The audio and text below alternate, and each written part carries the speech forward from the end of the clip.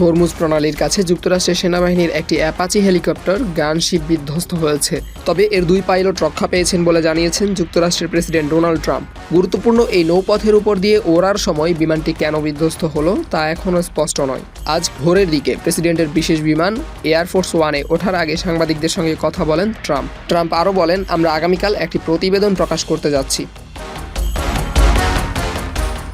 যুক্তরাষ্ট্রের সামরিক বাহিনীর সেন্ট্রাল কমান্ড ও প্রতিরক্ষা মন্ত্রণালয় এই ঘটনার বিষয়ে মন্তব্য চেয়ে গণমাধ্যমগুলোর জানানো অনুরোধে তাৎক্ষণিকভাবে সাড়া দেয়নি। 28 ফেব্রুয়ারি যুক্তরাষ্ট্র ও ইসরায়েল ইরানে হামলা চালিয়ে পশ্চিম এশিয়া জুড়ে ছড়িয়ে পড়া যুদ্ধ শুরু করার পর থেকে তেহরান বিশ্বের তেল গ্যাস সরবরাহের গুরুত্বপূর্ণ জলপথ হরমুজ প্রণালী বন্ধ করে রেখেছে। এর পাল্টা পদক্ষেপ হিসেবে মার্কিন বাহিনী হরমুজ প্রণালীর বহির্মুখে ইরানি জাহাজগুলোর বিরুদ্ধে নৌ অবরোধ আরোপ করেছে।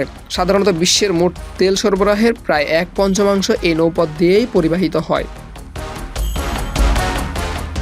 এই পাল্টাপাল্টি পদক্ষেপে হরমুজ প্রণালী ও এর আশপাশের অঞ্চলগুলোতে তীব্র উত্তেজনা বিরাজ করছে। 8 এপ্রিল থেকে ইরান ও যুক্তরাষ্ট্রের মধ্যে যুদ্ধবিরতি চললেও হরমুজ প্রণালীকে ঘিরে উত্তেজনা প্রায়ই সীমিত সংঘাতে রূপ নিচ্ছে। এর মধ্যে লেবাননে ইসরায়েলি হামলাকে কেন্দ্র করে রোববার ও সোমবার ইরান ও ইসরায়েলের মধ্যে পাল্টাপাল্টি হামলার ঘটনা ঘটেছে। প্রেসিডেন্ট ট্রাম্পের হস্তক্ষেপে আপাতত ইরান ইসরায়েল পাল্টাপাল্টি হামলা থামলেও বিদ্যমান উত্তেজনার বারুদে যে কোনো সময় বিস্ফোরণ ঘটতে পারে।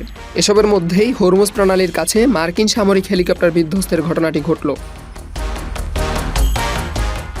এদিকে ইরানের সঙ্গে সম্ভাব্য চুক্তির বিষয়ে আজ সাংবাদিকদের ট্রাম্প বলেন, আমরা একটি অত্যন্ত চমৎকার চুক্তির চূড়ান্ত পর্যায়ে রয়েছি। এই চুক্তি কোনোভাবেই ইরানকে পারমাণবিক অস্ত্র তৈরি করতে দেবে না। দুই পক্ষ যুদ্ধবিরতিতে সম্মত হওয়ার পর থেকে গত কয়েক সপ্তাহে ট্রাম্প বারবারই দাবি করছেন যে তবে এখন পর্যন্ত তেমন কোনো আনুষ্ঠানিক চুক্তি বাস্তব রূপ পায়নি। ট্রাম্প আরও বলেন, চুক্তি সই হওয়ার সঙ্গে সঙ্গেই এই প্রণালী খুলে দেওয়া হবে।